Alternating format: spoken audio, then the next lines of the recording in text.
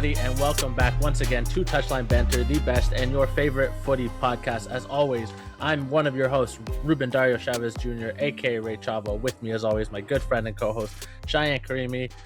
You know, Shayan, I would say that we're in like the middle of the big ocean of no club football, no footy, but like honestly, it doesn't feel like the World Cup ended that long ago, and we're already ramping back up to the season. Yeah.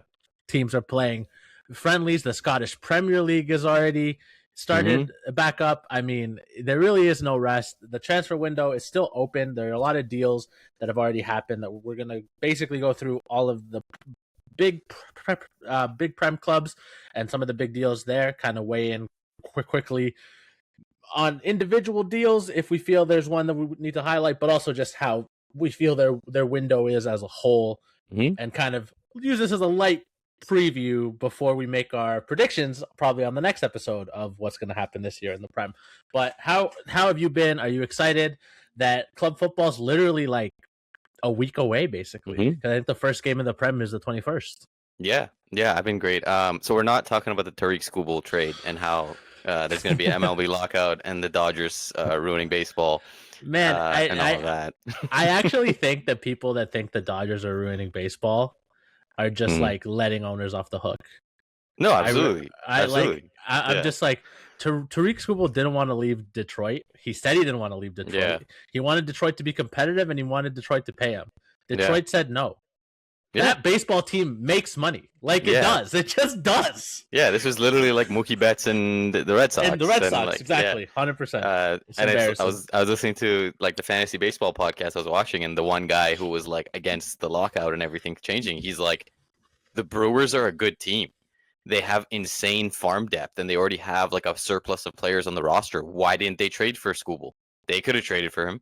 Not only did they let him get to another team, it's a team in their like division or whatever you call it, league, their league. So anyway, really, don't blame the Dodgers. It's an ownership and a baseball issue.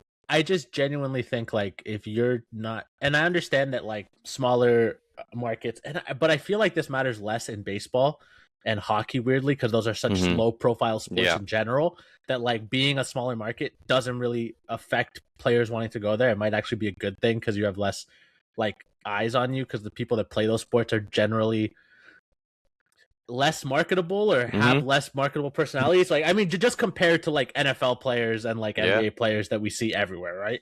Like, I can buy that the Charlotte fans are like, it's really tough to get someone to want to play for the Hornets, for instance, as opposed to like the Knicks. But like, I can't buy that like Detroit is saying like, yeah, man, we can't get anybody to play for us, so we have to just not compete because, like, the White Sox, who are winning their division, are just too much of a draw. Like, and they're a good team. Like, realistically, like, I mean, they can be a good team. Is what I mean. I've seen them play well. I think that like blaming the Dodgers, and if a salary cap does happen, which like I want to be on record. This is not a baseball podcast, but we're on record apparently.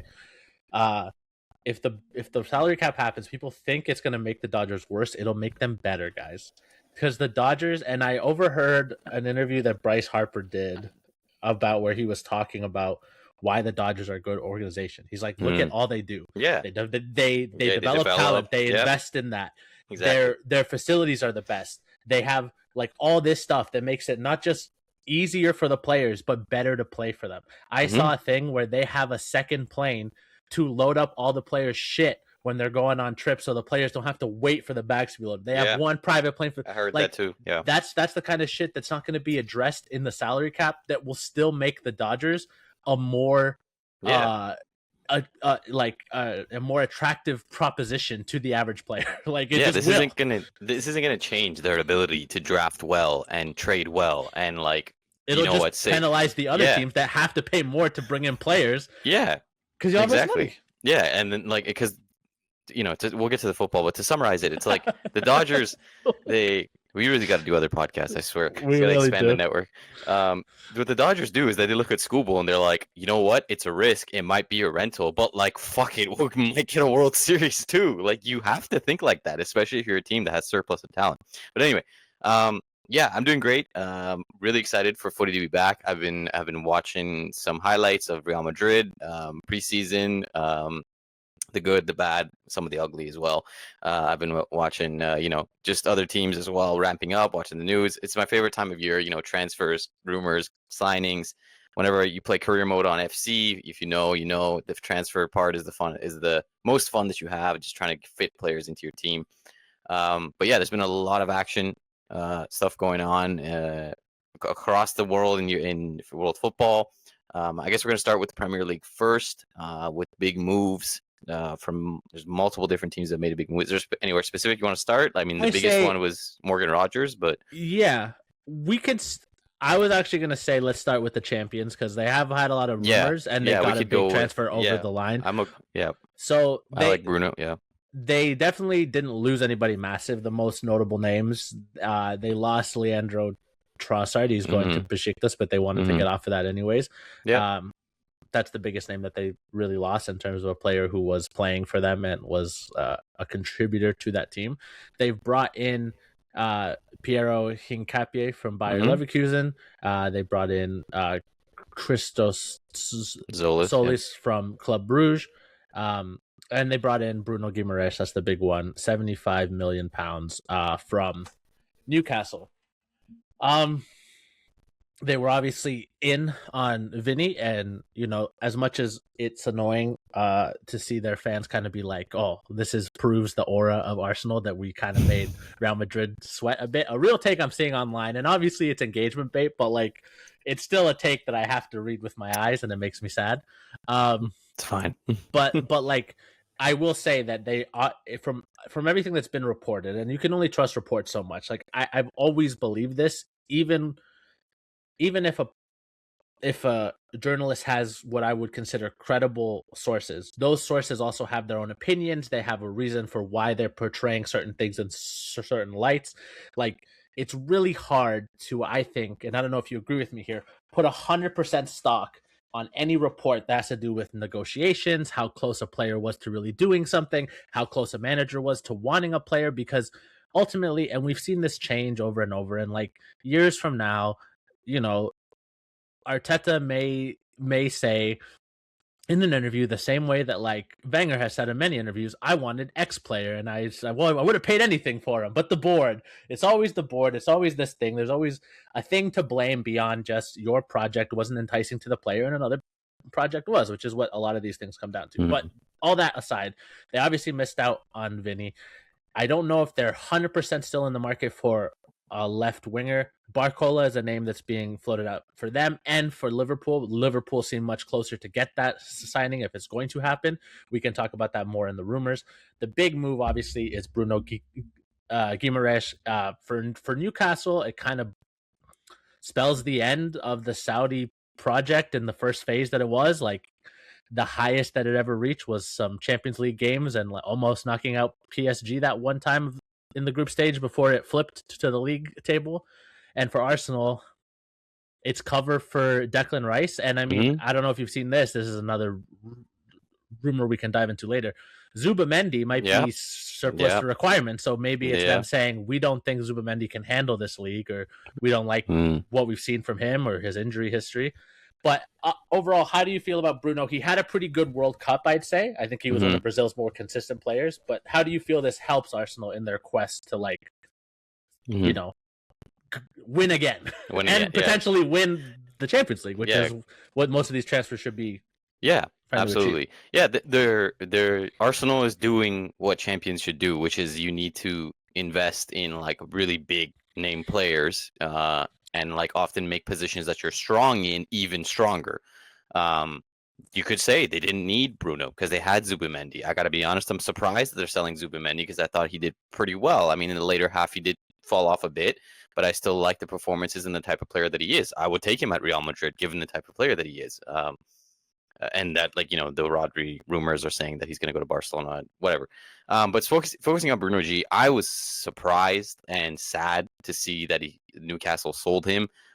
Their whole situation is obviously really sad, given the fact that, with the whole things with PSR and financial fair play, whatever you want to call it, takeover didn't really work, and they weren't really able to spend as much as they wanted to, and they were forced to sell more. And then Eddie Howe is leaving, which is probably better, but like the way he's leaving is just really like, causing chaos. Bruno was a player that loved the club, loved Newcastle. He, cried for the jersey, and he cried when they won the FA Cup. He's a great player. I really think he offers a lot to Arsenal. I don't think he performs as well for Brazil as he does for his club teams, but he is going to be there to offer that, destroyer, like in the middle. Let Declan Rice and whoever it is next to him, Odegaard, to move more forward and be more free flowing. But honestly, he does offer some stuff going forward as well. So like he's pretty good on the ball too. Yeah, they could rotate. They could have Rice playing as a deep line playmaker. They could have even like Lewis Skelly dropping in at that DM position like he did in a couple of times. So I think it really does strengthen them. I think he is a really good player on the ball, just like you said. I think he's a really good player off the ball, and he's strong, he's tall, he's physical. He is a Premier League proven player. Yeah, it's a big loss for Newcastle, and it's a big win for Arsenal. I think they also had to do this, given that they missed out on Elliot Anderson. I don't know how linked they were to him, but I do think that City getting him also did force their hand to go into the midfield market and find someone who can bolster their midfield. But yeah, I would give it like an A-, an A. 75 million is really not pounds, at least, isn't really not a huge amount for that type of player. I mean, you've seen players go for way more of that ilk. So yeah, I'd give it like an A rating. The fear would be that he's a bit older. Obviously, he's getting closer to 30 than Elliot Anderson is. But yeah, like, I'm kind of right in his prime, though. He's like 28. He's not going to get worse. I mean, like, he's not going to get much better, but like, Elliot Anderson costs 116 million pounds. Yeah. And I don't know about you, and we can dive into the Elliot Anderson thing when we get to Manchester City. But like, personally, I don't think that he's 30 million pounds better than Bruno Guimaraes. Yeah, I'd agree with that. Like, at least not right now. Like, you're hoping Elliot Anderson, because he's younger and whatever, can. But like right now, if you needed a player to win, I'd probably take Guimaraes over Elliot Anderson. Weird as that sounds, like, I just think I don't know. It's tough. They're different profiles. Like, but I also do think like playing for a club like Forest has way less pressure than playing for Newcastle, even with the Saudis, with how passionate that fan base. Like, Anderson, I don't know, but yeah, either way, I kind of agree with you. I don't really have much to add. I'm a big fan of Guimaraes.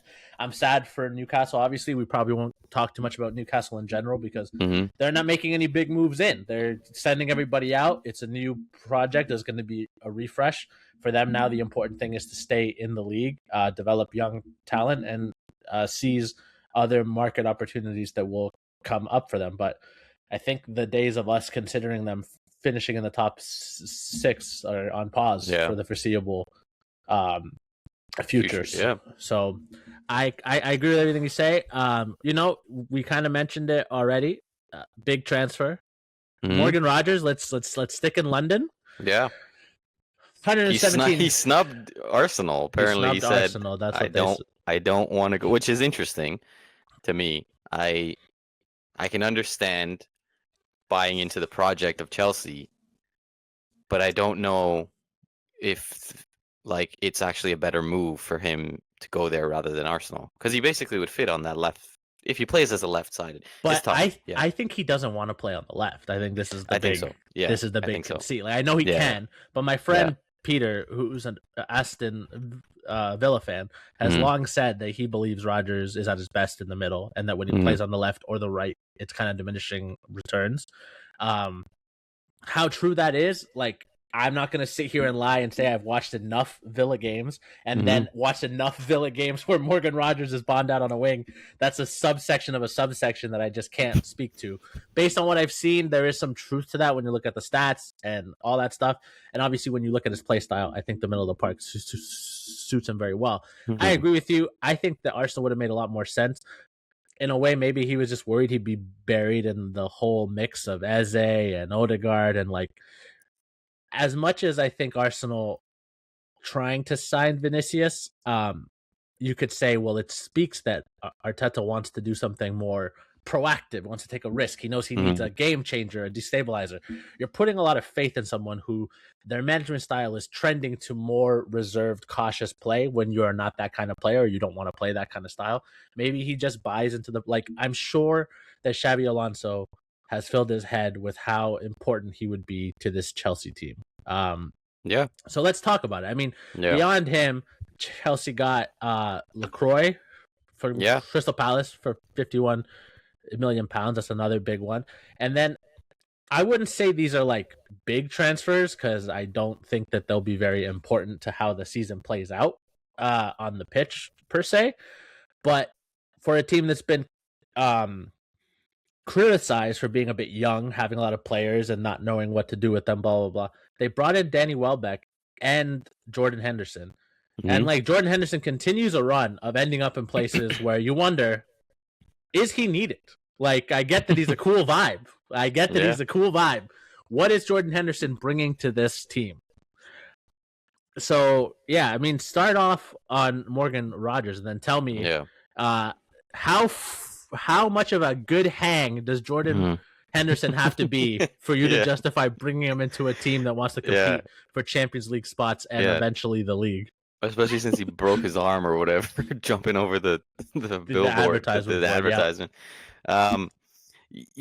Morgan Rogers, he breaks the British record transfer fee right after what's their name? Elliot Anderson, and it was like £1 million, I believe. It's literally a difference of £1 million. Yeah. It must also be said. Sorry, it must also be said because I didn't mention who they lost. Garnacho's going out on loan to Villa. Not much of a loss if you ask Chelsea fans. That's fine. Chalobah's going to Como again. Your miles may vary. Yeah. They sold Andre Santos to Man United. That'll be an interesting conversation when we get to Man United. And obviously, Kukurea ends up at Real Madrid, which is probably the most significant loss that they have had, you would say. Yeah. It's a big the outgoing players aside from Kukurea, I don't really think they're gonna miss too much. Miss Alejandro Garnacho? Yeah. No, they're not gonna miss Alejandro Garnacho. The guy's a plant, EPL plant. He is the fuck. What was his name? That Raptors player. Oh god. Oh my god. Oh, the one that. Yeah. We have to bring it up. What's his name? Malachi Flynn. Thank you. He is the Malachi Flynn. For those who don't know, this is a deep cut from our school that Malachi Flynn was an industry plant in the Toronto Raptors and in the NBA. Shout out Kai Stewart. Never forget Malachi Flynn. Yeah, Garnacho was an industry plant in the EPL. I'm convinced. Yeah, on Rodgers, it's a gamble given the amount of money, regardless of who that player is. It's a gamble. Listen, when you look at predicted lineups, the front four, I'll just focus on, it's João Pedro. They're saying like Esteval on the left, Palmer on the right, Rodgers down the middle. Likely Palmer and Rodgers, I assume, will like kind of like rotate in you would assume, positions. You would assume. He offered, obviously they need coverage in that position. What's his name? Pedro Neto hasn't really worked out the way they wanted to. Rodgers has shown that he can. They might sell Pedro Neto. I saw Arsenal link to him, and I'm like, Arsenal got to stop buying Chelsea players, man. Even if they're good, I feel like it never feels good for anybody. Yeah.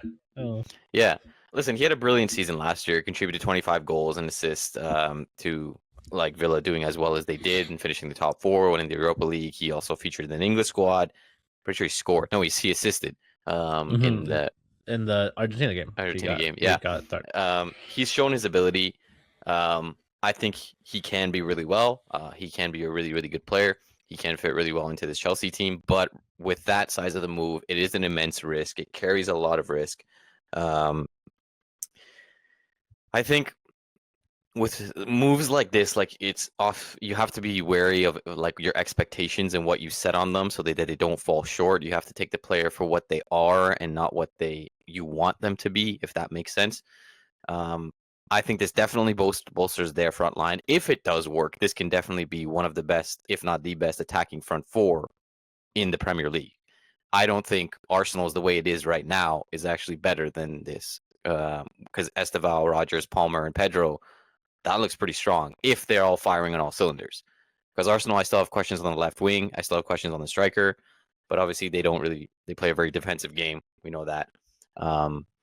So it's for Villa, it's a slam dunk, like A+ for Villa. You just banked so much money on this. Maximize the profit you You could get from maximize this the guy. profit. Yeah. How they're gonna invest it, we'll see. But yeah, specifically on Rodgers, I think it's a good move. I'd have to give it like a B, something like that, maybe a B+, depend if I really want to be generous. But just the size of the move, and I don't think that necessarily Rodgers garners that type of transfer fee, but we know things are inflated, especially for British players. So there is that as well. With Lacroix, that's a good signing. I'm trying to pull up how much did he go for? I had him here. Like £51 million. Yeah, I think that was a solid move. They obviously needed, they needed that type of presence. Yeah, they don't have a good disciplinary record, Chelsea, like especially in their back four and like with players like Caicedo and everything else. So he's the type of presence that they need. He's an older player. He's a France international. He's played in a back three most of his career. We'll see if he can fit in a back four and how Xabi Alonso will fit him into his squad. But next to Levi Colwill and Fitzgerald Hato and Reece James, who play in that back four, I can see Lacroix being a solid signing. Obviously offering more rotation pieces. I think he definitely starts. I think he's the pairing with Levi Colwill. I don't think it's a crazy outstanding move. Again, I'd rate it the same, just like a B. I think he is like I don't think he has a very high ceiling. I think he's like a low floor, high floor, low ceiling type of player. He's really fast. If you ever sign him in career modes and stuff, he's like a stupid fast player. But yeah, I think it's going to be interesting to see how both of them. I guess a question I can point to you is that how do you think Xabi Alonso will fit them into the squad, and do you think that they will react well to a coach like Xabi Alonso? Because we've seen that he can be an idiot at times, respectfully. All the early reports from Chelsea are saying that the players are in awe of Xabi Alonso and how much he does on the training pitch and blah, blah, blah. And obviously he's doing his best to show the amount of work and dedication that it takes to play at a high level, that him and his staff are always working and being visible to the players, kind of a do as I do kind of leadership. Hearing Alonso talk about Madrid, he hasn't really said anything too negative on the whole thing. Obviously, he's kind of just said that it didn't go well and that he's sad about that, but he learned and blah blah blah. Stock answers that you'd get from any manager who got bombed out. I'm not as big on Lacroix as you are. Like, I think it's like a C. Like, okay. I just don't like. Yeah, maybe he has a high floor. I just don't think his floor is that good. Like Chelsea.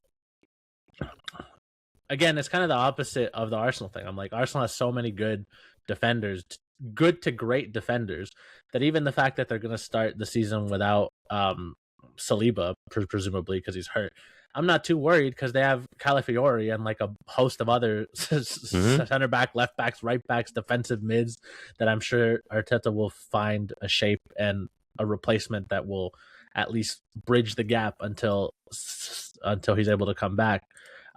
Chelsea's defense, like, again, we're talking like if Reece James stays healthy, I still think that Sanchez is a huge question mark in terms of goal keeping. Like, I don't think he's horrible, but he's not great, and he's not the type of keeper that I would associate with a club that's trying to finish in the top four or make the Champions League or whatever, right?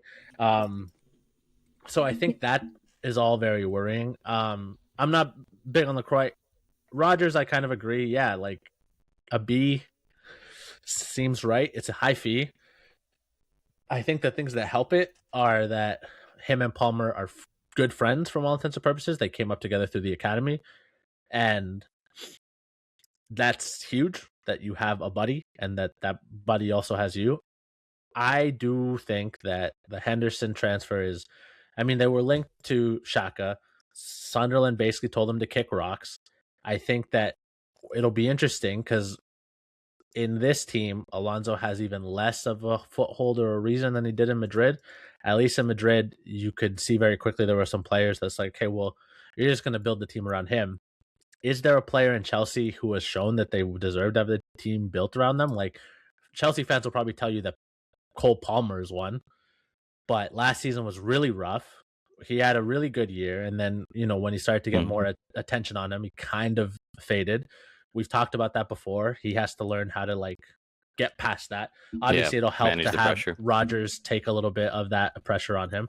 There's still the fact that like, okay, I know the Real Madrid locker room was dysfunctional. Yeah, Enzo Fernandez has publicly wanted to leave and got suspended for comments detrimental to the club near the end of last season. It seems like he's not going to get to leave because nobody wants to pay the money that Chelsea wants for him because everybody saw the World Cup.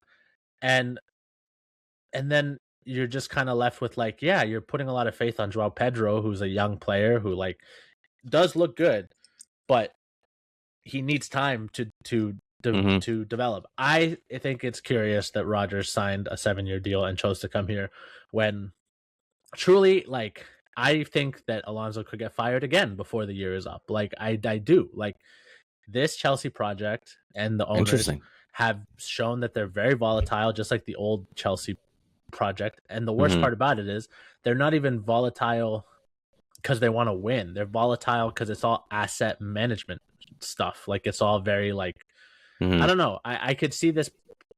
I don't know. I'm really not concerned. I'm curious to see how this is all gonna play out. I do think that Alonso proved that he has trouble managing big personalities. You could say at least Chelsea don't have like big personalities on the level of Mbappe or Vinicius.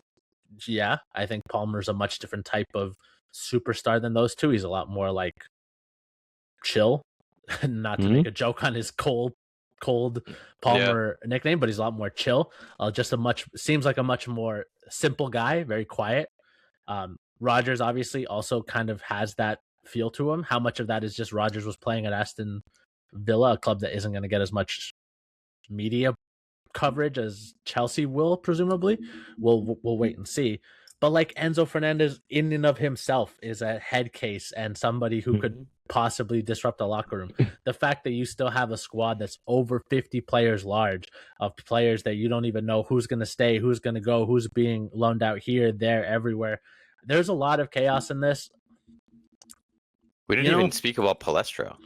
Yeah. Like, if they're going to play with wing backs, do they play with a back three? We've seen it before. We've seen him use wing backs. Do they play with Palestra and use a back three? I don't know. I think that just adds on to your point of obviously the squad size and this Chelsea like hierarchy, just kind of buying players for the sake of buying players and banking on like future fees. I think like with Alonso specifically, to add on to your point, it comes down to if which is a huge if they will really just trust in Alonso and fully invest in him and buy into his system and everything, or he's just gonna be another cog in the merry-go-round or the wheel of the Chelsea managers. If that's the case, then yeah. And I think on Alonso specifically, we saw that again, he can be an idiot sometimes and pick fights with the wrong players in the dressing room. Like, genuinely speaking, why did you come into the Real Madrid dressing room and pick a fight with the three biggest players in that dressing room with Vinny, Bellingham, and Valverde? If he does the same thing in the Chelsea dressing room, like, yeah, absolutely, I agree. There's no personalities of that size, but it's gonna crash and burn again. So it's gonna get people obviously, upset, and I do think ultimately you saw what happened to Rafinha, like, and you saw what happened to Alonso at Real Madrid. Like, I'm sorry, like, I know the personalities are bigger, but ultimately players are only going to hold you in such reverence for so long. And like, no disrespect to Alonso, like I know that I'm kind of anti Alonso on this pod because of how much I was disappointed with how things went last year, but like, he's not on the level of aura of someone of Zidane. Like, he's just not. He was never that kind of player. He was like, there are certain players where you can tell that their aura almost buys them a bit more time, a bit more like, oh, the players will put up with some nonsense because you did do great things, because you were this important player. But the longer you're out of the game and the more bad stuff happens around you, the less and less that is.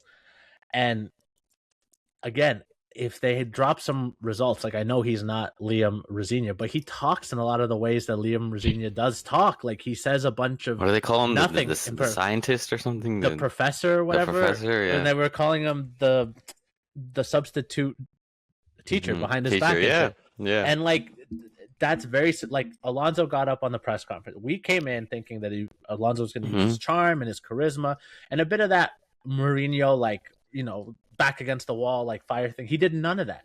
His interviews were very milquetoast, very paint by numbers, very like I'm going to toe the corporate line, and players see through that. And when you have players like Enzo who have already kicked off, like I just if they have a couple of bad results in a row, what's going to stop the players from actively thinking, is this the best thing for my career?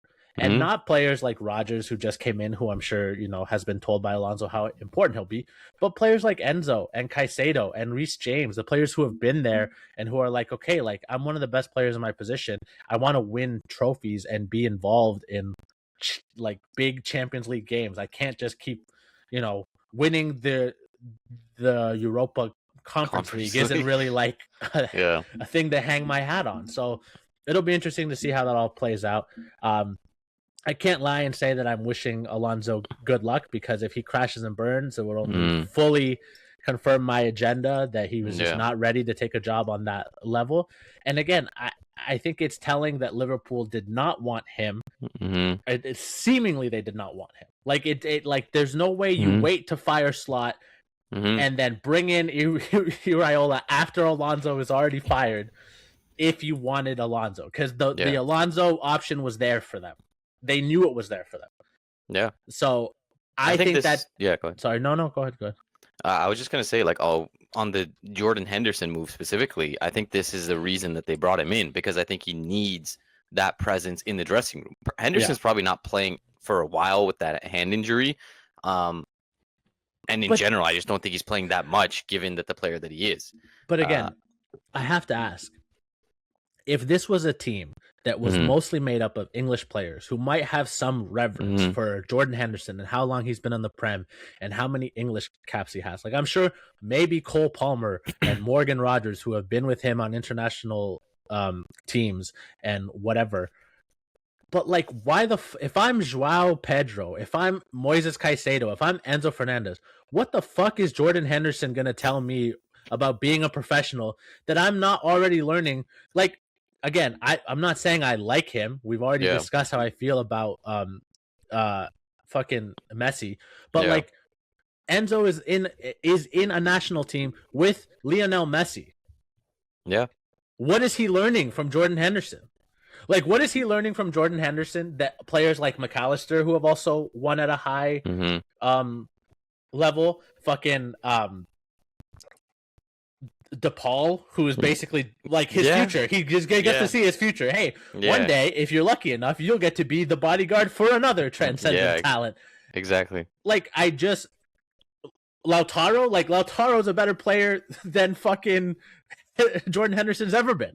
So like, I don't know like what presence he's gonna have in that locker room. Like, genuinely, like, this is to make a comparison that's probably unfair on Jordan Henderson. But it's like if you put Udonis Haslem on a roster right now. Like, if you put Udonis Haslem on the Timberwolves, is Anthony Edwards and LaMelo Ball going to give a shit about Udonis Haslem? No, they're not. And that's true. Yeah, like, I get the need to counterbalance the young makeup of the squad. You know, he's there to maintain standards, and he's won the Premier League, he's won the Champions League, all that kind of stuff. But again, like, this is also a different generation of people that he's playing with, a different generation of people, a different younger generation than when he was young. And like you said, he's English. Like, I believe, Enzo and Caicedo and those guys, I believe they speak English. Very international squad is what I'm saying. Like, where the players likely speak English to an extent, if not well, but still, like, resonating with that type of player. Absolutely, yeah. Like, Anthony Edwards is going to look at Udonis Haslem and be like, brother, we're not the same level. We never were. Like, your prime days were like putting up like 11 and 8 or whatever. Like, Udonis Haslem's numbers were. But yeah, again, I think this is just a need for them to find. They just wanted an adult, an outlet, an adult in the room to be like an Alonso outlet. But we'll see. Yeah. We'll move on before we beat this into the ground. Yeah. Liverpool. Let's go to them next. We mentioned Liverpool. obliquely with the Alonso stuff. They brought in Jeremy Jacquet, Victor Munoz from Osasuna, who was formerly of Real Madrid, but obviously the rights lapsed and let him, whatever, it doesn't matter. And then Ronald Araujo, the big name that they lost is Mohamed Salah. Obviously, they also lost Andy Robertson and Ibrahim Konate on freeze. None of those players left for money, for what it's worth. Their contracts were just done. Whatever. They've only sold one player to Bolton, Lucas Stevenson, for £700,000. Yeah, Liverpool's tough to really.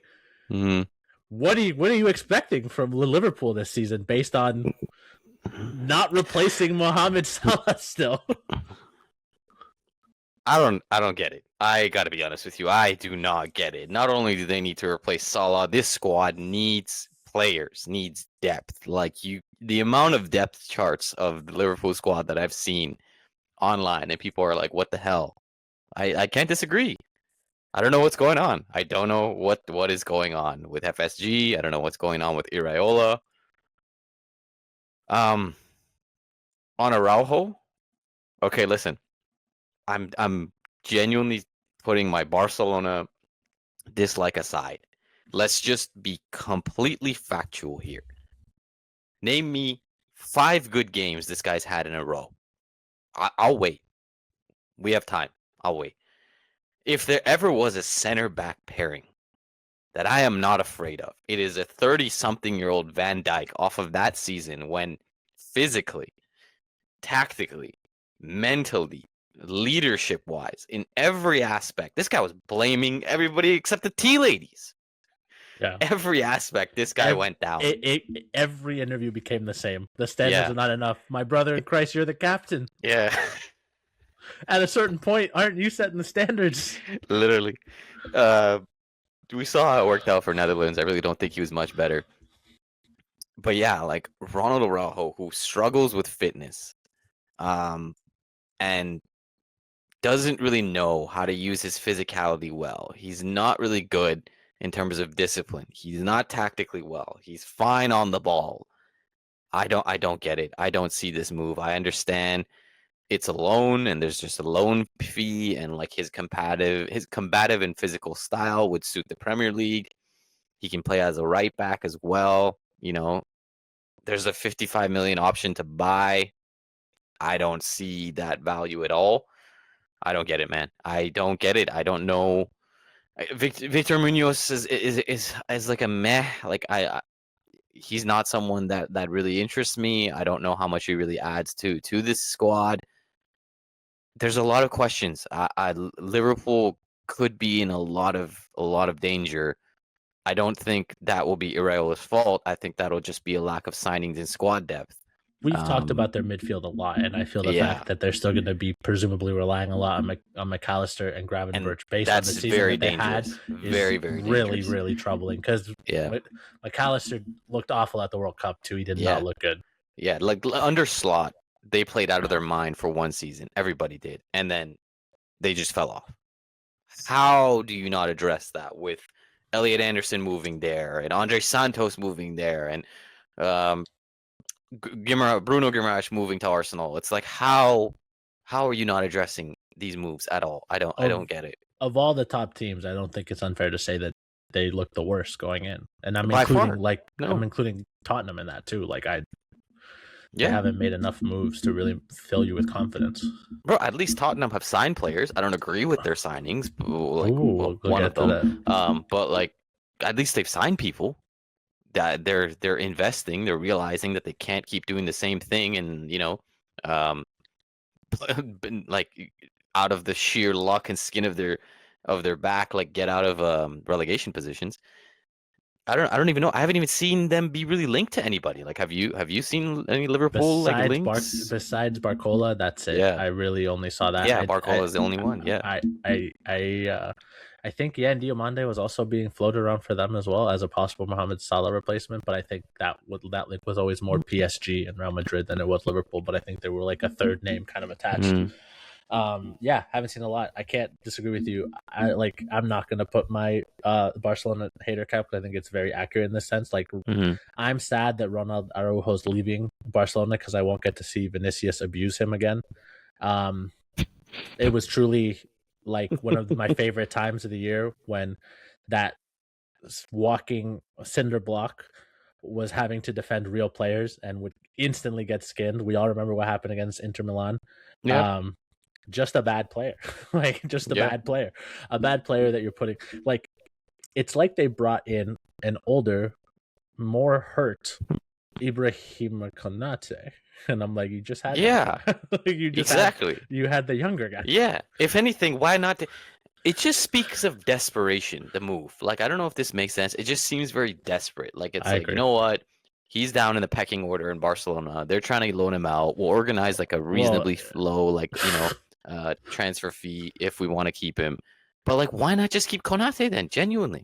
Yeah, just offer him a bigger contract. I mean, Flick, according to reports, told Araujo he was not going to be in his plans in a major way. Yeah. And Araujo's like, well, I want to play. Crazy that that the team that is going to give him the opportunity to play is Liverpool. But yeah, whatever. There's not much else to say there. We'll move on. Manchester City, their big deal is obviously Elliot Anderson. We've talked a little bit about it. I'd love to hear more thoughts. They also brought in Jeremy Manga from Leicester, Pierce Charles from Sheffield Wednesday, and Matthias de Torbay from Troyes. But I don't really have an opinion on most of those besides Elliot Anderson. Please, Cook, we've talked a little bit about him in reference to the Bruno Guimaraes chat, obviously, but do you have any thoughts on what you think this does for Manchester City? Oh, quick note here. Rodri is expected to leave. He hasn't officially left. Players who have left, James Trafford's going to Leeds. Not much of a miss. He was just a backup goalkeeper. Nathan Ake is going to Fenerbahce. Akanji is going to Inter Milan. Bernardo Silva left on a free to Real Madrid. John Stones left on a free to Inter Milan. And Calvin Phillips is on loan again. So, in case you were wondering what happened to his career after Pep Guardiola killed it. Oh God, the Pep Guardiola train of just destroying certain players, certain creative talents. He's not even a creative talent, to be honest. He's just like a guy. But weird that they brought him in to begin with. But yeah that's a whole different thing. Yeah, obviously, Anderson broke the first record transfer fee in the Premier League, for an English player. He's a really, really good midfielder. I'll say this. He's an exceptional midfielder. And he played really well at the World Cup. I like Anderson a lot. I think he can be a really, really good signing. I do think that they had to replace Rodri. He's going somewhere. Probably Barcelona. Doesn't matter. He's leaving.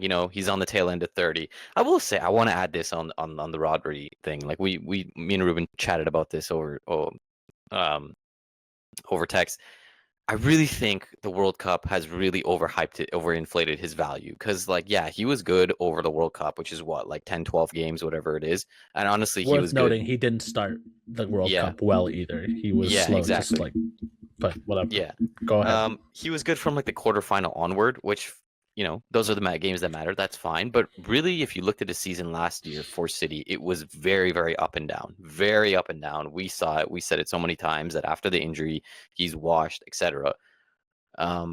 Could this be a resurgence? Maybe, but I really think that the World Cup was just kind of like a microcosm of him playing really well in a short amount of time in a cup tournament. I think over a league tournament, this is much different. So I want to kind of pump the brakes on the value of Rodri going to even Real Madrid if he ends up going there. With Anderson, I think he offers exactly what they need, which is a deep lying playmaker who's good on the ball, who can make forward passes, who can make long passes. He was the heart of Nottingham Forest. He took set pieces.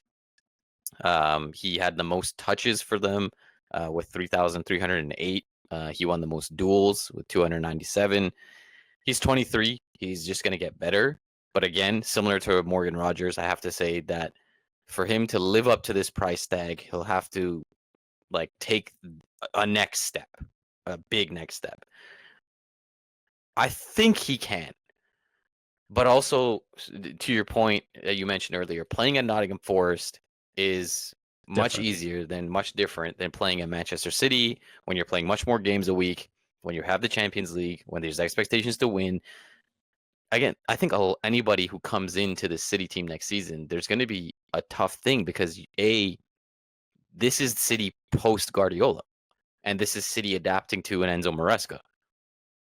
Apparently, they're very similar. I've seen some videos that show that they have some similar tactical philosophies. We'll see how that comes out. You like some we mentioned it to the Tariq Skubal thing. Listen, the Dodgers take risks, and they will just go out there and say, you know what, fuck it, he might just be a rental, and yeah, we got to give up some prospects in our system who are reasonably good, but we could win a World Series. This is a big risk, but I think it's a risk of a player that I'm good with taking on. I still think it's like a B plus at best, given the move. I do think it's a very overinflated transfer fee, given that he's English and he's going from a Premier League team to a Premier League team. But I'm a fan of Elliot Anderson, and I'll be interested to see if he does as well and if he takes that next step, because this could be like a Declan Rice to Arsenal type of move. I like Elliot Anderson as well. I agree with everything you're saying. Like, I do think the fee instantly puts a level of pressure on him, because it's the same thing I said about Jan Diomande. Like, the fee is what's going to make the pressure, because people are going to act like they personally spent the money to bring them into the club, even though it's not our money and it never will be our money. So I'm never going to criticize a team if they really feel like a player is needed, or if they want to take a risk on a player for paying what they want. Like, I think there are a room to do that, where, if there's an injury history, if they're a bit older. But on young players, especially in the market that we have, and we've been seeing it proven over and over again, young English players in the Premier League are going to have just a more premium price tag. Young players in general are getting more and more of a price tag because of the amount of games that are played. The peak of players seems to be like lowering in age because of the miles on their legs. All of this is stuff that's been discussed at length, not just here, but elsewhere. He will have to take a step forward. I honestly, like, crazy thought here, I don't think they're going to let Rodri go. I think this will be a bridge season for Elliot Anderson and Rodri to play together. The more that the smoke is being blown around for this Rodri thing, we'll talk about it more in the rumors, maybe, if we get there. But suffice it to say, I just feel like it doesn't seem like Barcelona has the money to give Manchester City an offer that they want. They're valuing Rodri at around 80 million. And if they're not going to get that money, genuinely, one of the benefits of being owned by a state-owned club is that they don't need the money. They can just keep Rodri for the end of his deal and be like, okay, you know what? Play out this last year of your contract. Be good. Do your thing. Anderson will be here to help you and to learn from you and to sometimes be in your place in games that you can't play because you're hurt or tired or whatever.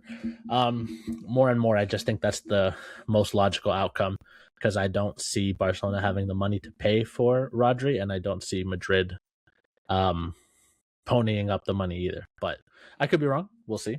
All this to say, I don't disagree. Yeah. All this to say, Elliot Anderson's obviously a great player. He's shown a lot of potential. It's just going to be up to him and the club, obviously, in Maresca, if he ends up coming good on that. I do think that City are in a good place to fight for the title. I'm not going to give away any of my predictions yet, but like, they're definitely a team that I could see making a push. And players like Elliot Anderson, and honestly, to a higher degree, Phil Foden and Erling Haaland, and all these players that now have to prove their worth in a post-Pep era are going to be very important to how this team ends up finishing. But I'm interested. I'm intrigued. Good for Elliot Anderson. We'll stay in Manchester United. They've done some good business. They brought in Andre Santos for £50 million, Yuri Tielemans for £35 million. Then some other smaller names. They've sold Remus Højlund to Napoli for £38 million officially. Casemiro left on a free. Onana is still out on loan to Transpor. The real talking points here are your Tielemans and Andres Santos. Obviously, United has tried to strengthen its midfield. How do you feel about the moves? Tielemans is one that I think I agree with the rhetoric that's going around that I think this is a really solid move. 35 million pounds, really, really cheap fee, which is basically like, chump change in this day and age. He is 29. He's not going to get better. He's probably just going to, stagnate and be at the level that he is for a while, plateau. And he's like just going to get slowly worse once he hits the latter side of 30. But Tielemans is an underrated player for me in general. I think his value that he brought to Aston Villa over the years was immense. He's excellent going forward. He's great on the ball. He's established his quality, especially in the Belgian national team as well. I think this really shores up that midfield and bolsters it in ways that they really needed to. Like they needed someone to replace Casemiro. They needed a better replacement for Ugarte. They need someone next to Kobe Mainu. Or to be honest, he actually doesn't fit perfectly next to Kobe Mainu, given that the player that he is and Kobe Mainu is. But I think this definitely gives more rotation and makes Man United's midfield much stronger and much more interesting alongside of Bruno Fernandes. Andre Santos is more of a gamble. Again, given the fees that, we mentioned it, like Elliot Anderson, 116. We'll talk about, the Tottenham players with Mateus Fernandes and Tonali going for really large amounts as well. Santos was 22 years old. He was in the Chelsea 11 a lot last season. He's showcased ability. I think that he is a good tackler. He showed good passing ability as well. He's very raw. That's the best way I can put it. He's a very raw talent that I don't know what his best side of the game is yet. But I think he can be molded into the player that, you want him to be. Is he going to be like a ball winner, like the Casemiro type, and be that defensive midfielder and a crasher? Or is he going to be a better, like, deep lying playmaker and passer on the ball, like an Elliot Anderson or like a Rodri or whatever?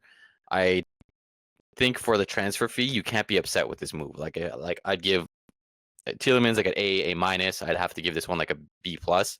I'm not wowed by it, but a lot of times, like, these are the transfers that actually do end up doing well for the teams, the ones that kind of just like they're solid. And he might not be an amazing player, like a crazy, crazy good one. I'm not trying to say that he's the same level, but like Michael Carrick was a good player. I don't think he was ever the levels of like Paul Scholes or anything like that. But yeah, he was a solid Man United player, starter, played good minutes, was a captain. Maybe Andre Santos can be that type of player. They need signings regardless in the midfield. I still think they need a lot more signings. They need help like on the wing. I'm really not still convinced too much by Benjamin Šeško. I think they need a better backup to him, especially with Højlund gone. But with these two moves specifically, I like the moves for United.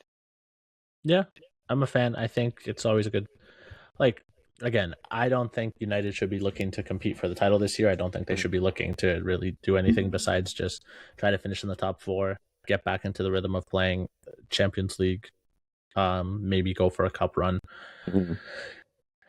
Tielemans, I think you covered brilliantly. Again, my friend who is a Villa fan has always rated him very highly. He's very important for Villa. He's been important, and you can see how much they've missed him when he has been hurt over the past 3 years that he's been there.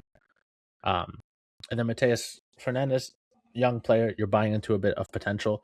Yeah, he looked raw at Chelsea, but I think, again, it's one of those things where I'm like, Chelsea probably should have kept him because he has the runway to become better instead of investing in more players that are just like gumming up their team already. But that's just my opinion. Mm-hmm. We'll see if Fernandes can develop and be the kind of player, like you're saying. Like, it would be great for them if he could be a Michael Carrick type, where he's just a very reliable, dependable midfielder with some class who he's just plug and play. He'll be in the 11. You know what he's going to offer you. You understand his strengths and weaknesses. He's still 22. There's still a lot of time for him to develop, and you're just hoping that Michael Carrick, knows what he wants to do with this player and knows what he wants to get out of him, and that the players are receptive to it. So I'm excited to see it for sure. I think they're two good moves. Again, not sometimes the sexy move isn't the right move for Mhm. you, and I think that sure they could have maybe pushed to get Tonali or Elliot Anderson or whatever, but that would just be like the picture of like a Ferrari near that dilapidated house. Like, not that I think United are that dilapidated house right now. I do think they've made some pretty good moves recently. I think like Cunha and obviously Bruno is still there, and like there are some bones of a real team that could compete at a high level that exist in that team. But like you're saying, Sheshko still hasn't really proven if he can be the guy week in, week out. They still have to figure out how they're going to use Kobe Mainu and where he fits into their 11 because of the talent that he is. There's still some things to figure out. I think they've found a goalkeeper who looks really good and who they should keep and develop. So that's a good start, but they have to slowly build this team back up. You can't put the cart before the horse. And I think trying to bring in someone like a Tonali or an Elliot Anderson would have been putting the cart before the horse. I think they made a very prudent pivot away from the higher luxury items to some solid players who will raise the level of this team without adding a superstar to the mix that will bring too much undue pressure, really. What I'm reading a lot is that people are saying like these signings won't win United the Premier League, but I also don't think that should be the goal. Just like you mentioned, like this should be aims to raise the level, increase the squad depth because they're going to be playing in much more games than last season. That's going to be a big question on Carrick, how he handles playing 3 times a week rather than once.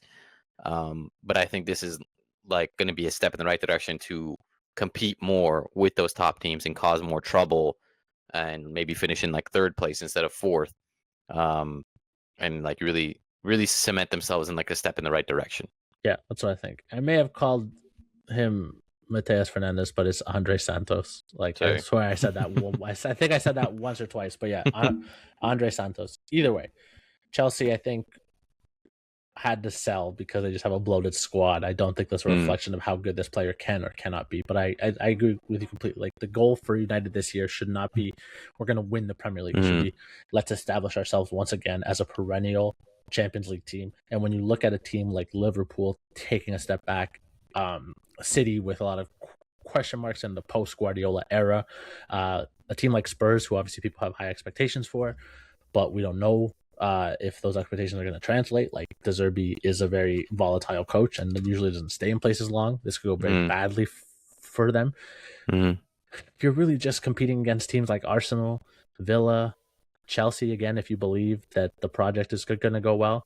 But like, there aren't a lot of obvious. I mean, I'm very curious for our predictions because there's not a lot of obvious. Like, these are the top 6 teams. Like, you know what I mean? Yeah. So, I think they've given themselves a good leg to stand on to again get back to respectability and being a team that expects to be in the Champions League in the top 4. Last team in the Premier League. Again, they are the ones that signed Mateus Fernandes, £85 million from West Ham. They signed Jean-Paul Van Hecke from Brighton for £52 million, and Sandro Tonali for £100 million to Newcastle.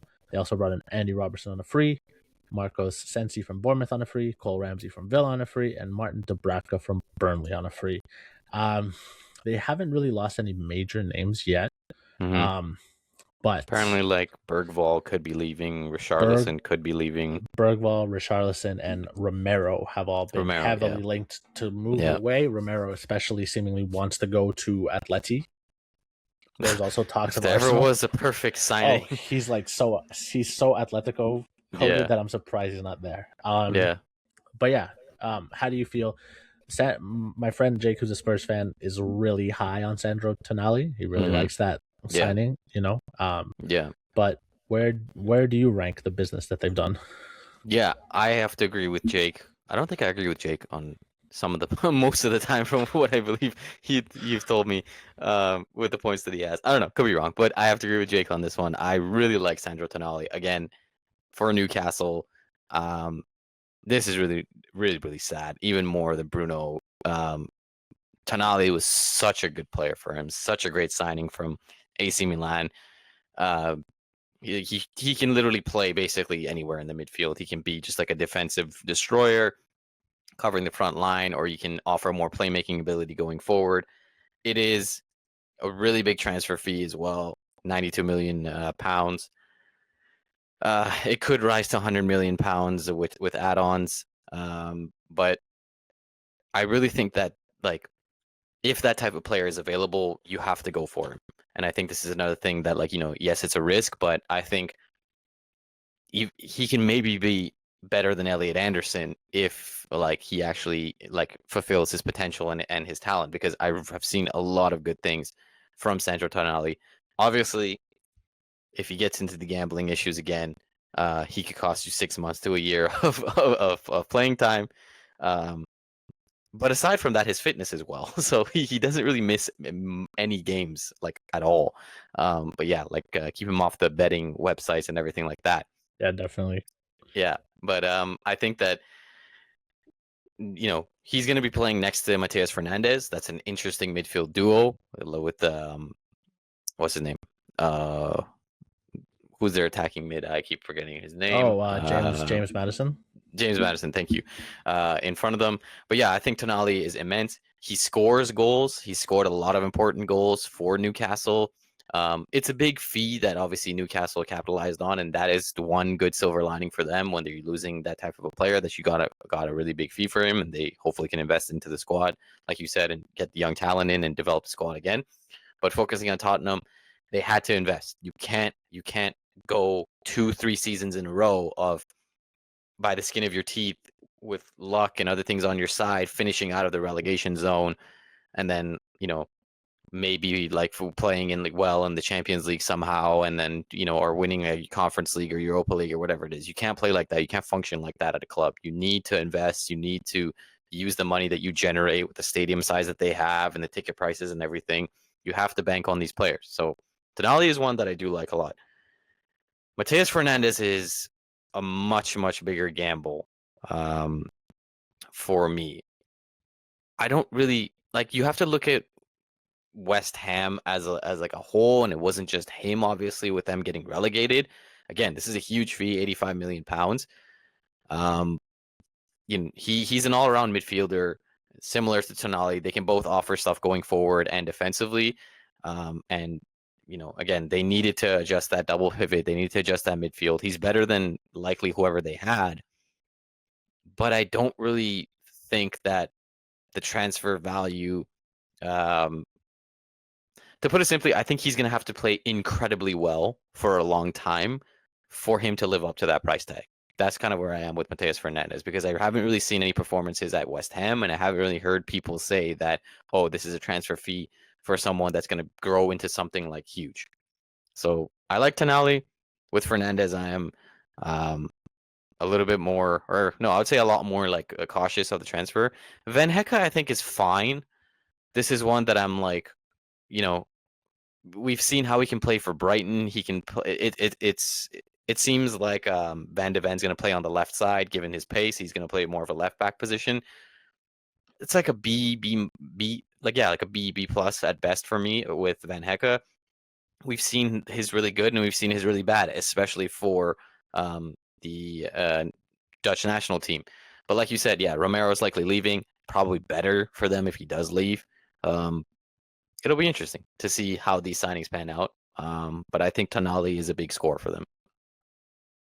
Yeah, I definitely like Tonali. I understand what everyone's saying about Fernandez being a bit of a gamble, but he's young too, and he can really do it all. I think it's like, for both of these transfers, the thing that I like about them is that it's clear that De Zerbi wants them, so he has a plan, and he's reuniting with Van Hecke, right? They were together at Brighton, and I think Van Hecke has proven to be like a pretty solid Premier League center back. All of this is a good thing. Again, as long as the Spurs board gives him time, and as long as there's no big clash between them, because like the last thing you want to do is, okay, we brought in all these players, we spent all these millions of dollars or pounds, and then we're firing De Zerbi in January because it's it got 2/10, or because we lost a couple games.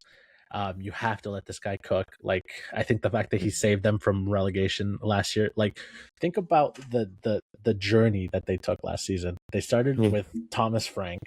They switched that into Nuno, right? No, not Nuno. No. What's his name? He was like there for a little while. He was there for like 3 games, lost them all. Oh, what's his name? We're gonna bring it up here. Tudor. There you go. Igor Tudor. And then obviously to Roberto De Zerbi. It was such a basket case, and during that, this is gonna sound dark, and I really don't mean to make light of what happened to Igor Tudor. There is a good chance that if his father had not passed, they don't fire him, and they get relegated because I think that gave them almost an excuse on both sides to be like, maybe it's best if you take some time off. Maybe it's best if we go our way. Blah blah blah. It gave them a built-in excuse because I think he managed like 5 games. Like it was nothing. It was like a week. Nothing. So they kind of lucked into getting De Zerbi after De Zerbi had burned his bridges at Marseille. For my friend Jake's sake and for the sake of a competitive Premier League, I would love it if the Tottenham Hotspur team and management gave De Zerbi time to cook. They really bought into this vision, and if he was able to keep his more eccentric, damaging personality under wraps, we'll see if it happens. I'm excited for this team because I genuinely think this could be it could be what United was last year, where it's like they went from fuck, you're almost getting relegated to like, damn, you're in the top 4 of the Champions League, blah blah blah, right? I think they have the potential for greatness, but they also have the potential for some really low lows. I like the signings that they made. Again, like Tonali has the opportunity to be a bona fide superstar if De Zerbi can really tap into him and if he buys into what De Zerbi's doing. So it should be exciting.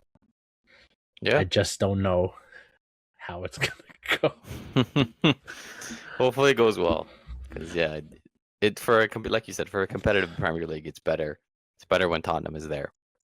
Yeah, it's just it would be very odd given that even with just these 3 signings, like they likely need a better left winger and a better striker. But it would be odd, like if they do that poorly again. But you don't know. We never know with Tottenham, it seems like. Yeah. I guess that's it for the Premier League big teams, right? That's everything. That's it. We covered. I guess we're talking. Do you want to talk about Barcelona and the signings that they made? Give our thoughts on those. Sure. Yeah, we can do that. So they brought in. It's either that or we do the rumors, because I don't think we have time for both. But I don't think rumors. I guess we'll just do Barcelona. So they brought in Anthony Gordon early in the window. They let go of Marcus Rashford, which we actually didn't mention in the United thing. It'll be interesting how Carrick fits him into the squad and everything. I guess we did. They brought in Adeyemi. I believe that's it for the transfers in. They also brought in somebody from Club Brugge. Bisou. Jesse Bisou. Yeah, he's another left winger. And Ansu Fati left, Naki Pena left, Lewandowski left on a free. Wow, Ter Stegen went to Ajax. I didn't see that. Araujo obviously left, Rashford's gone, and João Cancelo's gone. So, I'll let you start this one. How do you feel about Karim Adeyemi and Anthony Gordon bolstering the attack of Barcelona? Man, Karim Adeyemi's like a fine player, obviously. Like, he's all right. Like, he's fast. He has some skill. I think he fits Flick's high line in the sense that, like, he's just going to break with pace. Like, if they get the ball, he's going to break with pace. He can dribble, create things. I mean, he was on the Dortmund team that played Real Madrid in the finals back then, where he missed like a billion chances. It felt like they lost Robert Lewandowski, who, like, I have my criticisms of. I really do. And I think that people overrate his standing in, like, best strikers of his generation kind of talks. Like I really don't think like there are a lot of players I would clearly have over him just personally.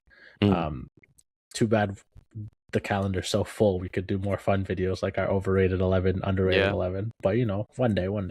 But they lose a true number 9, and they have not replaced that person at all. I mean, I know Gordon has played a little bit through the middle, but again, speaking on Newcastle fans that I know, and from what I've seen when he does play, it doesn't seem like he's that good through the middle. He's a winger. That's he wants to be on the left.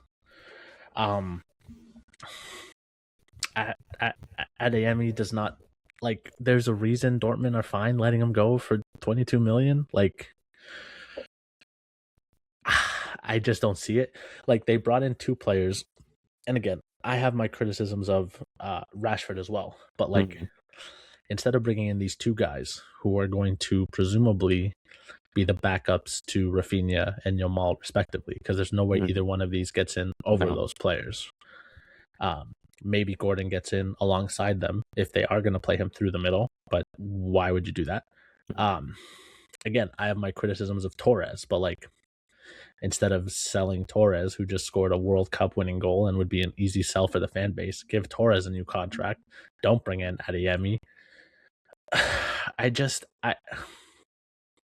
Marcus Rashford can play through the middle and has done it before and wanted to stay and was willing to lower his wages a decent amount. Would that not have been a cheaper option than buying Gordon and Adeyemi, 2 players who I think you could argue like maybe their consistency is higher than Marcus Rashford, because that's always been Rashford's problem. He'll have a really great game and then a couple bad ones, and it's kind of up and down. But is either one better than Rashford on his day? That's exactly the question I wanted to ask. Like, is either Adeyemi for sure is not better than Rashford on his day. The only thing that Adeyemi is better than Rashford at is his pace. He's just stupid fast. But like, he reminds me of like this winger like the Toronto Maple Leafs had at one point. I can't remember his name, but like it was like he was too fast for his own good. Like he was so fast and he would just get into the offensive zones, but then he wouldn't be able to do anything, like neither pass nor like shoot or finish.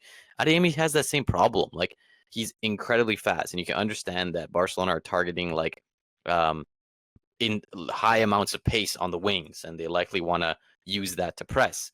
But like, first of all, Adeyemi is a very inconsistent presser. You see that in his game with Dortmund. And secondly, he doesn't really offer much more other than that speed. Like he's not good. He's very inconsistent finishing. He's not that great passing and crossing. So yeah, he's young and the transfer fee is relatively low. But I don't know, like, what was the point? Like you said, yeah, like I'm not big on Ferran Torres either, but like at least he's a better passer and finisher on the ball. He's definitely and less he already knows quick. how to play in the system. He's from your like for all the glazing that La Masia gets and the Barcelona fans do of La Masia, you had to outsource to get these 2 players who are not La Masia graduates, who presumably know the system less. Like neither one of them have. I don't know. Like Gordon is good at pressing. Well, I'll give him that. Like when you're coming from the Eddie Howe system, he's good. He's the fastest player in the Premier League. He's a fit for Flick's style. I agree with you. Like he should not be playing down the middle. If he does, and I guess we'll see how Flick does with developing in that position. He can play a left or right. But when you look at their stats, like last season, Marcus Rashford started 18 games, had 8 goals, 7 assists. Adeyemi started 15, had 7 goals, 4 assists. And then Gordon started 24 and had 6 goals and 2 assists. His best season was the 23-24 for Newcastle, when he had I just closed the page. When he had 11 goals and 10 assists in 34 starts. Ever since then, he's had 6 goals in back-to-back seasons. So I agree with you. Yeah, like Marcus Rashford is much more inconsistent. But if you're going to play one of these 3 down the middle, I would still probably play Marcus Rashford down the middle. Like, yeah, he's not been great. He's really not been great there. But like, I don't see either one of them being any better. I don't know. I guess this probably is just the thing that you say to versus Rashford is that they're just younger, and you have time to develop them into what you need. Theoretically, Adeyemi and Gordon can. Yeah, I mean, Adeyemi's 24 years old. And Gordon is, let me pull it up right here. Gordon is, where's your birthday? Whatever, who the fuck cares? He's in his 20s as well. He's 25. He's 25. So yeah, they're still relatively young. Obviously, there's the potential for them to develop, but I genuinely, man, I just think like it's why I actually want Barcelona to get Rodri, because I think it's a misallocation of their money. They lost Araujo. They need like center backs. They do. They just do. That's a fact. Yeah. And they need a striker. And if they buy Rodri for the price that City are asking for, they will not have the money to do that. Let's not even like and you know, they've been floated around Alvarez. That seems like it's not happening. Like Atletico is like, we're not doing it. Like, we have this evaluation. We're not going under it. And Alvarez reported for preseason for them officially, like earlier this week, I think, or last week. Weird. I think I understand. I've heard some people say, well, they want to bring Rodri in because De Jong's going to be hurt and it's coverage. But I'm like, I thought the whole point of La Masia was that you have like 20 kids that know how to play with the ball and hold possession and pass around.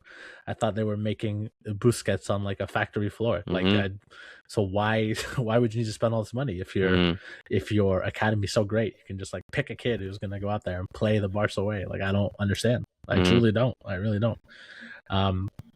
But yeah, all this to say, I think you can make an argument that Gordon and Adeyemi are worse for what they're probably going to be used for than Marcus Rashford was. Yeah. And like, they're going to need an adaptation period. And like, one that even Rashford didn't like. Rashford had been used to kind of bouncing around and being at different clubs and kind of proving himself and being outside of that Manchester United bubble, right? Like, Gordon is going to a new country. Yeah. Like, yeah, apparently he's already learning Spanish and speaks it to a decent degree. But yeah, he's going to a new country, a much more technical league than the Premier League, you would say. It's a lot to ask, like from a player, and a lot of expectations to have. I gotta be honest with you. And even Adeyemi, like Adeyemi's only played in the Bundesliga. Yeah. And like, I'm sure they can study Spanish and like whatever. Yeah. But like integrating to a new culture, integrating to a new league, and integrating to a new coach. This is the first time they're going to be away from a system that they've played in for a long time. It's people are like, again, I don't online is not real. People are saying not real. Are saying stuff like, oh yeah, the Trent and Dumfries and Cucurella need to be afraid. Need to be cautious when Adeyemi and Gordon come on. I'm like, I have seen Adeyemi against Real Madrid, and I have seen Gordon play immensely. I've seen him play for England. We're good. We're chilling. You guys bring them on. That's fine. Truly, I think, whatever. Good stuff. I don't know, whatever. People just be saying shit like I mean, you know what? Let's close it. We're at about an hour and 18 minutes. We can do this a little bit for a little bit longer. We kind of talked about it earlier. Rodri, we've talked about him a bit before. I just wanted to give us a platform to say our thoughts one more time, because I'm gonna start clipping things for socials. Predictably for things like this, where we can give an opinion about something that's happening. But we've talked a lot about Rodri in our personal conversations, but also here. I don't know how you feel about the whole thing that's happened with the transfer. I'll give my thing really quick, because I think I've already kind of said it. obliquely through some of the other conversations we've had today, but also like in other episodes of this podcast, I never wanted Rodri at Real Madrid. Like, I never wanted him here bad enough that I was willing to pay anything. I know what I've said, and I'm not trying to be a hypocrite in terms of like, it's not my money. I want them to buy the best team possible. I agree with that. I do not think that the best use of money or the best use of building this team is $80 million for a 30-year-old midfielder who has historically relied on his physicality and his pace and his strength, who is coming off of a knee injury and a back injury and has a lot of miles on his legs, and also plays a style of game that we just don't play. Like, I don't think Mourinho is going to turn us into a possession team. So then why do we need him? I know people are saying like, oh, the passing, whatever. And maybe you can speak to this because you may have watched more preseason than I have, but I've been dipping in and out. Mourinho's really practicing with Trent kind of being more central when they have the ball and kind of operating in that DM spot, like in the middle of the field. I said it when we got Trent last year in the summer. If you look at Trent's passing map and what he targets and how he passes, he does the Toni Kroos passes. He's not as accurate. Few people are as accurate as one of the best midfielders to ever play the game, but he does that. I think that we have creativity in players like Trent, and even a player like who I know everyone is ready to run out with pitchforks because of one bad year, but like Housen is a good passer. Like if Barcelona can try to shield Kubarsi, even though he is also, like Housen, not a very physical player, not a very fast player. That's why he gets caught out and flicks high line all the time, because he doesn't have those physical attributes. We can certainly use Housen's passing and pair him with someone that gives him a little more cover, both in the defensive midfield position and as his center back partner. Arda Güler, Bernardo Silva, these are also players who are creative, who people keep telling me are good passers and can move the ball and link play. We should be using those players. I don't see why everyone, and not everyone, but like a lot of Madrid fans who are losing their minds over the possibility of Barca hijacking this transfer, and a lot of the pundits are acting like Rodri's the only option here. Like, I would much rather them try to go for somebody like a Stiller, like any other young player that plays in that position that can develop. Because again, I'm not just worried about this year. I really do think this year we can win the league and beat Barcelona, because they're not a good team, with the team that we have. Even if we don't sign another player, I think we can do that. I'm worried about post this year, post Mourinho. And that's why ultimately, this is the last thing I'll say, I'm happy if Camavinga and Tchouaméni stay and have a chance to develop into the players that I think they can be and the talent that they still have. I really am. Yeah. I think I mentioned in the previous episode, I would be happy with Rodri coming in, but he was not somebody that I necessarily wanted. I can understand the value that Rodri brings into this team. I agree with your points that, they're not going to be likely a possession-heavy team. I think it's going to be similar to the first time that Jose was here, when it was very quick counterattack. But you need those defensive midfielders, specifically like you had with Xabi Alonso and Khedira, who can transition that defense to attack very, very quickly. And you need those midfielders and those defensive midfielders to be able to link the defense to attack. Rodri could be that, possibly. But again, I'll echo it. Him having a few games, good games at the World Cup, specifically from like the quarterfinal onward, versus a very up and down season at Manchester City is a big, big difference. And one reason why I am fine with him coming into Real Madrid, but I'm also very cautious of him coming to Real Madrid if he did end up coming here. I have to agree with Ruben. I'm not mad if he goes to Barcelona, because I don't think it's a good allocation of funds. I would much rather have an Angelo Stiller. Again, Toni Kroos knows ball. He knows the type of midfielder who's similar to him and the type of midfielder that Real Madrid need. I'll take Angelo Stiller. I will take a Zubimendi if Arsenal will sell him. Yep, I was going to say Zubimendi. I know fans, a lot of people don't like him and think he's a bit of a flop. I think there's still a lot there, and I think he complements really well next to someone like Valverde, whoever they're going to play, or Tchouaméni if they play next to him. The problem is, I agree with you that Camavinga and Tchouaméni, more so Tchouaméni, could develop into the players that we think they can. They really haven't hit the heights that Real Madrid wanted him to. Like Vinny was has been the best example of the young player that they signed who hit immense heights. Tchouaméni, Rodrigo did all right for a bit. Rodrigo did good too, yeah, for a few seasons. But Tchouaméni has done better. Specifically last season, he was pretty good. But Camavinga has been very, very up and down. But also, we mentioned it that it's also not his fault because he's been forced to play out of position at left back at that kind of position and stuff. I'm not going to be surprised if Camavinga is sold realistically. But I still think that there is room for them to grow under someone like Mourinho. So, yeah, I think that people losing their minds over Rodri leaving to Barcelona need to calm down a little bit because, again, this is a player who's not going to get better, who's not getting worse, is 30, but again, 30 is not an age that we consider old anymore, especially in sports. People play until like their late 30s, early 40s now. Let me just look at Luka Modric, but I think just like Ruben said, for the future of Real Madrid, this is not the right signing. This is an immediate win now signing. We need to be building something like we are with the signings of Dumfries and Konate and Cucurella.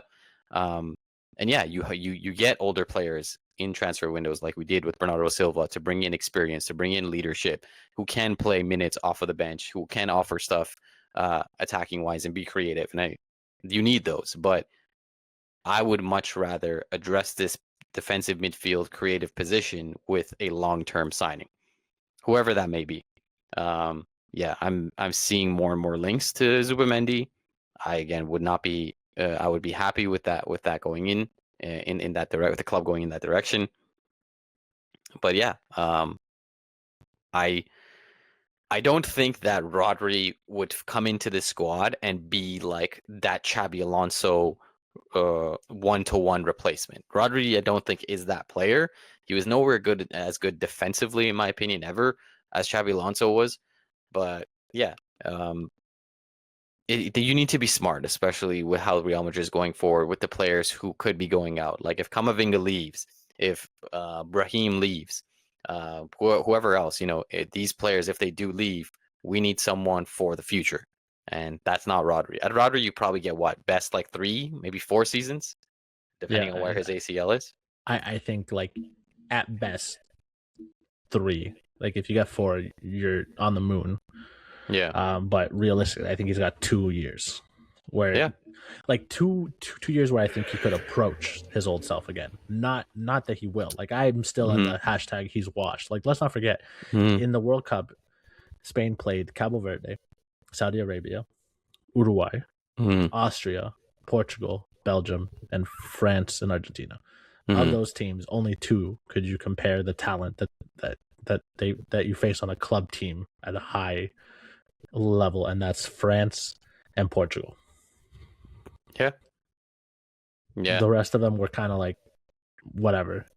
Uruguay imploded. Cabo Verde, they couldn't even beat Cabo Verde, but 0-0 draw. Saudi Arabia, Austria, and they almost lost to Belgium.